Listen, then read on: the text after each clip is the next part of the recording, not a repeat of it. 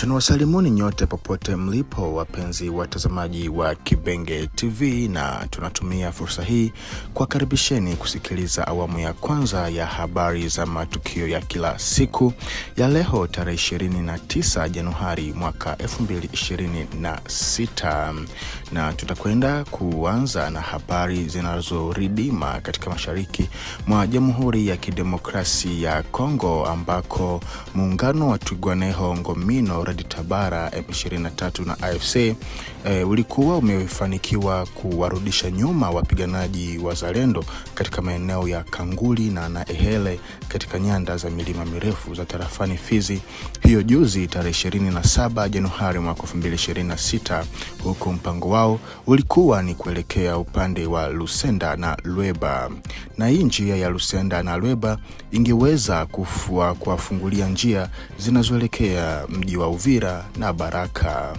Na huko upande wa pili, wakati baadhi yao wakiendesha mashambulizi kwa kushuka kuelekea Lusenda na Lweba wakilenga miji ya Uvira na Baraka kutoka nyanda za milima mirefu tarafani Fizi, hiyo juzi tarehe 27 Januari mwaka 2026, wengine walijikusanya na kujihimarisha kwa wingi katika mji wa Sange katika bonde la Ruzizi kando ya barabara ya taifa nambari 5 wakitokea Kamanyola na Luvungi.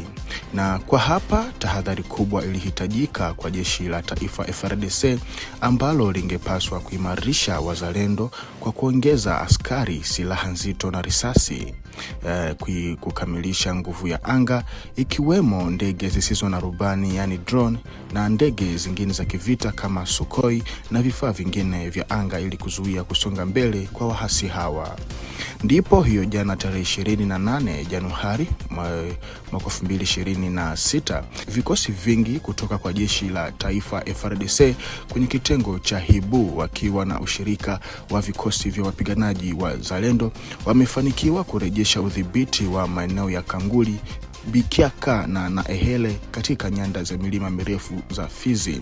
Mapigano yaliendelea mpaka muungano wa wahasi wa Twirwaneho Ngomino Red Tabara walianza kukimbia. Baadhi yao walikuwa wakielekea Minembwe na wengine wakirudi kwenye njia walikotokea.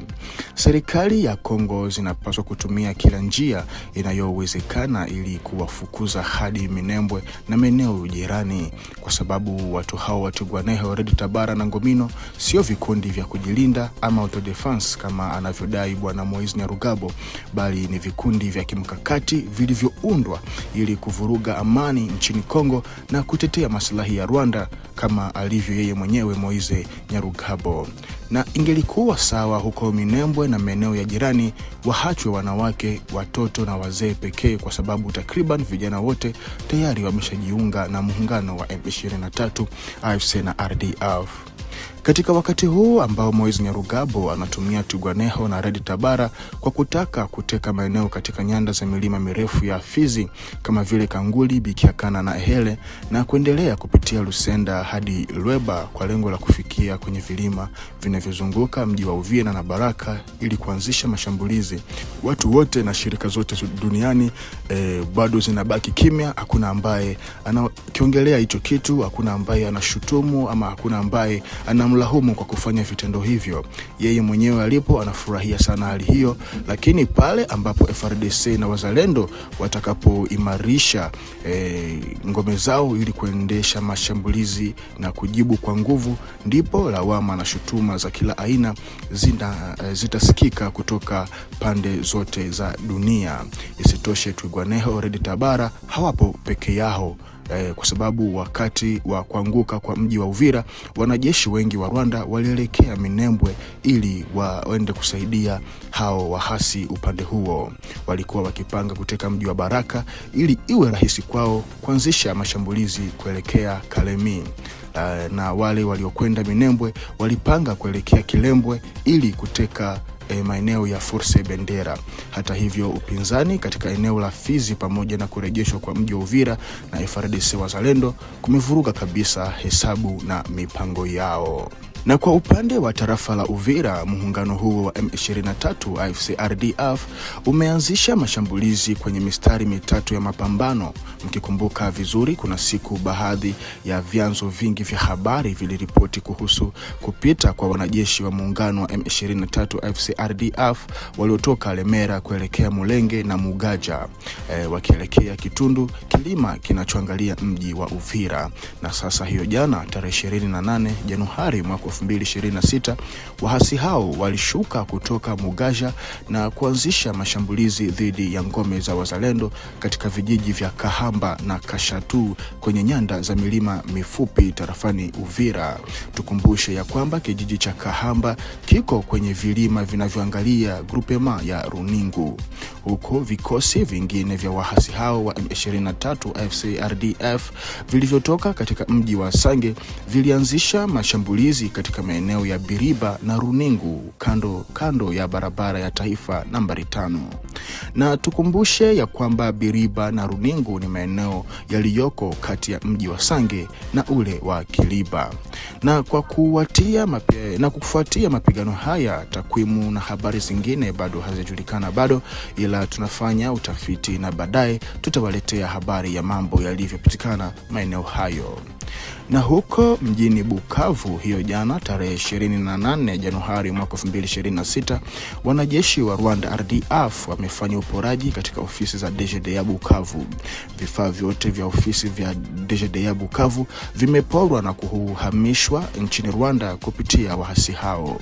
Ikumbukwe kuwa hii ndio chama kinachosifiwa na Bwana Corneille Nangaa na baadhi ya wakongomani wengine ambao wanakosa uzalendo ndani mwao, na ndio ushirikiano wanaopigia kifua kati yao na nchi ya Rwanda. Haya ndo mambo ambayo yanazidi kutupatia maswali mengi, kuona vipi mtu anayejiita mkongomani, msomi na mzalendo yuko anafurahia kushirikiana na watu wa aina hii ambao wako wanaipora nchi yake hadi kufikia kiwango hiki, na unazidi kupanda hata kwenye vyombo vya habari kuwatetea na kuwakingia kifua. Inabidi wakongomani tubadilike, tusiwe tunajali maslahi yetu binafsi kama kupata pesa, ila tuwe pia tunaangalia ni wapi ambako watoto wetu na wajukuu wetu watakapoishi baada ya sisi wenyewe kuiuza nchi yetu kwa ajili ya tamaa zetu zenye kupotoka. Na huko mjini Washington nchini Marekani, bunge la Marekani Congress imejadili uwezekano wa kuwekewa Rwanda vikwazo. Shinikizo hilo dhidi ya Rwanda linaendelea kuongezeka mjini Washington, ambapo wabunge kadhaa wa Marekani wanatoa wito waziwazi wa kuwekewa Rwanda vikwazo. Hatua hii inakuja wakati makubaliano ya amani yaliyodhaminiwa na Rais Donald Trump yanaonekana kushindwa kuleta matokeo ya kweli katika uwanja wa mapambano. Kwa mujibu wa vyanzo kadhaa vya Washington, vinasema ya kwamba mgogoro wa mashariki mwa Jamhuri ya Kidemokrasia ya Kongo sasa unafuatiliwa kwa karibu na makamu wa rais Bwana David Vance, katika mazingira ya kuongezeka kwa hali ya kukata tamaa ndani ya bunge la Marekani. Baadhi ya wabunge wanaamini kuwa nafasi ya Rwanda katika mzozo huo inapaswa kuchunguzwa kwa kina kutokana na kuendelea kwa vurugu. Wiki 6 baada ya kutiwa sahini mjini Washington kwa makubaliano yaliyolenga kupunguza mvutano kati ya marais Felix Antoine Tshisekedi na Paul Kagame, ahadi zilizotolewa zinaonekana kudhoofika kutokana na kuzorota kwa hali ya usalama katika mashariki mwa Jamhuri ya Kidemokrasia ya Kongo. Wabunge kadhaa wa Marekani sasa wanataja uwezekano wa kuchukua hatua za kulazimisha, zikiwemo vikwazo maalum vinavyoilenga serikali ya Kigali. Na kwa kufuatia tuhuma za Bwana Corneille Nangaa kusema ya kwamba hawatumiki kwa ushirika na nchi ya Rwanda tu, bali pia wanashirikiana na nchi ya Uganda.